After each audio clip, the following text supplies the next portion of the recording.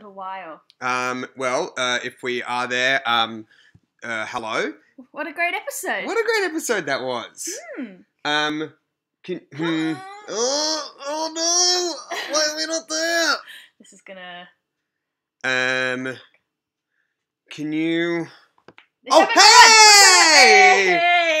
We totally know what we're doing. Hi, everyone. Great, hi. We are at the absolute, platonic ideal of an Australian holiday house. For those international listeners, this is exactly what an Australian holiday house looks like. Show them the water. This is our view right there. There's a dog that comes every now and again and to be patted. It's pretty great. So we are here to answer your questions, which are coming up on the stream. Yeah. Don't ask us anything about what just happened in that episode because we have no idea. We have no idea and no recollection of that. No, you can ask us anything. Yeah. Can you hear us fine? Seems like it. Oh, also, Zoe Norton Lodge and Mark Sutton are here. So if you want to ask, there they are. Hello. So if you want to ask, Irina. I don't know what this is.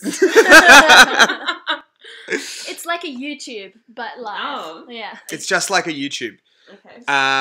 But I don't know if we're still connecting. Oh, that's a great question. Yes. I wrote it down. So Tacky Hammer said, what is the last thing Filge says at the end of the Tomb of Annihilation campaign? So in our other campaign in the, what's it called? Wizard World? It's not called Wizard World. The We've other never one. done a campaign. Dragon Run? It's called Shadowrun. We've been doing it for half a year. Yeah. In Shadowrun, I've made this dumb joke because the whole thing is that all the Tomb of Annihilation is part of a pinball game that we played in that campaign. Once again, it's not a pinball game. A pinball machine. It's an arcade. An arcade. They're different things. I don't know the names for anything. Yeah. And so I said, well, I'm going to say the thing as the last thing I said in the campaign. It was something like, and it was this all along. Oh, was it? Yeah. I've written it down on my sheet. We probably have a recording of that somewhere too, I'd imagine. I believe we do. So, yeah, that's a very good reminder. I have to remember to say that. Okay. Please remind me, actually, in our last stream that that's coming up. Otherwise, I'll mess it up. Chuck Late has asked, are fuck presents an Australian thing? Yes. Yeah, it's a cultural thing from Australia. Yeah. And we'd thank you to respect it. Mm. Question for... how much prep does David give you, and how much of it do you ignore? Really good question. It's changed over the years. We used to prepare a lot, he and I, and I'd kind of work out characters and stuff, and it's Zoe! Hello. But now that we're kind of doing it every week, Stream of Annihilation has kind of really changed how me and Dave prep for these, mainly because we've realised it's more or less futile. So we now sort of just do basically a setting. We kind of know as much as we need to know about that setting, and then any characters that kind of pop up, just pop up. Mm. But we normally don't get as far in the campaign as you guys would like us to, right? No. So that whole episode that you just watched over the course of 2 hours, that was meant to take, Dave, if you're in the chat, correct me if I'm wrong, about 10 minutes. Oh, instead of 2 hours? Yeah. That's weird. But that's we used to get kind of legitimately annoyed by that. We used to be like, we're not moving fast enough and we've got so much to do. And I think one thing that Stream Annihilation has taught us is to just sort of really let that go and not to care about it as much and sort of let the characters to tell their own stories and not try and shove them one way or the other. Yeah, and there is so much to do in those worlds as well. They're very rich. So you guys will have fun playing them. Somebody asked, Jake A. Gill asked, what has been my favourite NPC? Oh, only knows Freedom of Good Home. Thank you very much. What has been your favourite NPC to play during this campaign? It's changed because it used to be the English Awful Man. Who? So Grimsby Davenport. Oh, did you like him? I did. Well, we did him in Seattle, and it was really fun. In this Seattle one, he was, for some reason, I don't know, I really enjoyed it, and it was fun, to kind of lean into the awfulness of that kind of person and make jokes about that. But after a while, he just we were using him too much for exposition. He was just legitimately awful. Also, like something. We were like, it's funny when all the characters don't like someone. Like sometimes that can be really funny, like Gribbets, but sometimes they're just like, oh, get out. We had in our very first season that happened. We had a guest play a character that everyone was like, ugh. And we ended up like killing that person. No, sorry, not the person. Oh, well. Killing Yeah, not the person. I was going to ask a question for you guys. Mm. Do you, when you play your Dungeons and Dragons games at home, do you ever have a friend who come and does NPCs? Like, do you ever have a friend doing your dragon mastering with you? Yeah, we don't really have a point of reference for that. Because I think that would be fun. Yeah. Just have it. Because it always feels like dungeon masters have such a hard job. It'd be nice to do it with a friend. Yeah, and while you guys answered that for us, will you guys ever rig an NPC for Friezo to kill and suffer some sort of consequence for his rash decision? Tell you what, now we will. Like some sort of bait for Hing. That's really good. Is Friezo a psychopath or a sociopath? My understanding from that John Ronson book is they're the same thing. So, nice trick question there.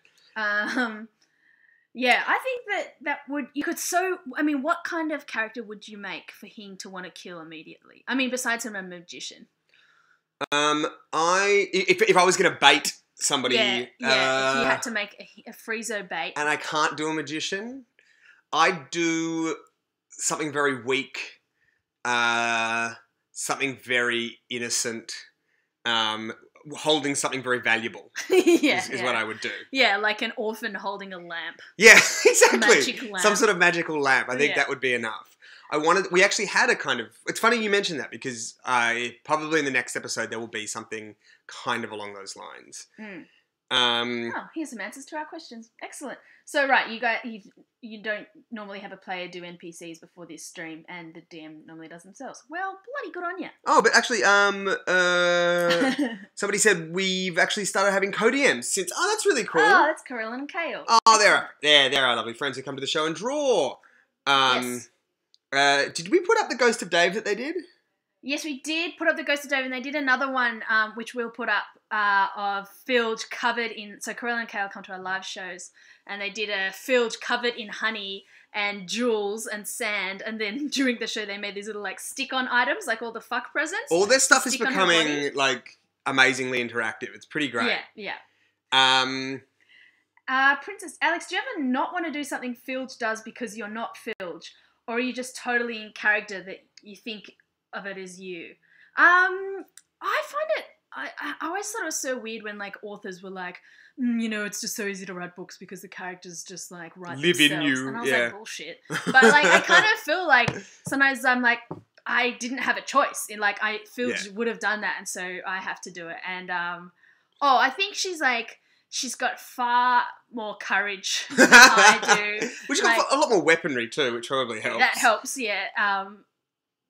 Like when I was really torn personally about what if we were going to try and kill Elok or not, because we went to that little interval and I was like, I don't know what to do, I don't know what to do. Like, I was trying to think like, do we want to kill Elok or do we want to keep him around? And then, I kind of just realized like, this is what she would do, like something very reckless but quite sweet. Yeah, and I get the sense but that could also very easily have resulted in murder. Absolutely, real coin toss. Like, well, it literally was the roll of the dice. I also feel like because all of the players are improvisers, they kind of got this part of role-playing that I think it takes some other people longer to learn, which is to make decisions based on character, which is kind of key to improv. Like you play what the character would do. You don't play what's better for the story, or you don't play. You know what I mean? Like, so I kind of feel like it's something that they kind of got early on. Someone asked, what's it like creating all these NPCs? Well, creating's a bit generous. To only have them ruthlessly murdered. I have been annoyed about it, like legitimately, probably twice. Every other time, it's kind of a relief. Who was it? I was, even though if you actually like go back and kind of chart it, killing Leonard Swift features has kind of propelled the entire trajectory of the Dragon Friends, without which I can't even remember what story we wanted to tell. At the time, I was like, God fucking damn it, because we had like so many plans for him, and he was going to become like a... The one that was really interesting was Gribbets, because like no matter what we do, we can't seem to get rid of him, and I kind of like him. Yeah, I do like Gribbets, and he's long suffering now, but we've left him on the boat. Yeah. Yeah, he's now on the boat and singing. Yeah, Mad and I World. was really upset when I realised I had rescued 2 dinosaurs and not Gribbets. our old friend, the weapon. He's resourceful. He'll be okay. He'll be fine. He's always fine. Actually, someone's asked, what's up next for the Snack Report, which is a part of Ben's podcast that he does with Hing. And we've actually got some snacks here. We do. We recorded a podcast. Freddie went home yesterday, and from one of our listeners who's also into Dragon Friends, sent us these Mexican snacks that look like this. This is just but a taste of all the stuff he sent us. There's also this thing. It's like a pink coconut sugar block. And it's extremely like the intense. sweetest thing. Yeah. Yeah. So that's a little taste, as it were, of Snack Report. But it's now time's up, so we've got to go. But thank you so much for watching and for listening. Mm-hmm. We've got 3 more of these left. Yep. So find out what happens to Gribbets and Elok and the rest of the gang. Exactly. Have we murdered more people? Probably. They might all be dead. We'll see you same time and place next week. Thanks for joining us. Bye. Bye.